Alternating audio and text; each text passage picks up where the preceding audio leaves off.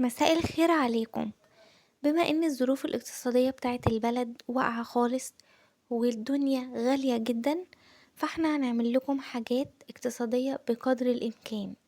هنعمل لكم النهاردة كيكة حلوة قوي بدون لبن او حليب وبدون كمان بيض، يعني مش هنضيف لها ولا بيض ولا لبن. هنعملها وهتطلع منتهى الجمال منتهى الهشاشة، حلوة قوي، هتعجب جدا عشاق الشوكولاتة. اي حد مبتدئ هيعملها بكل سهولة لانها بسيطة جدا وسهلة جدا والنتيجة بتاعتها روعة جدا. طعمها فعلا خرافي، يعني لما تجربيها هتفهمي انا بقولك ايه. قبل ما ابدأ الفيديو او الوصفة بتاعتنا، انا اسماء طاهر. لو اول مرة تشوفوني اشتركوا في القناة وفعلوا الجرس وما تنسوش اللايك، وضروري تفعلوا الجرس علشان يوصل لكم اي فيديو جديد انا بنزله ان شاء الله. يلا بينا ندخل في المقادير بتاعتنا على طول. اول حاجة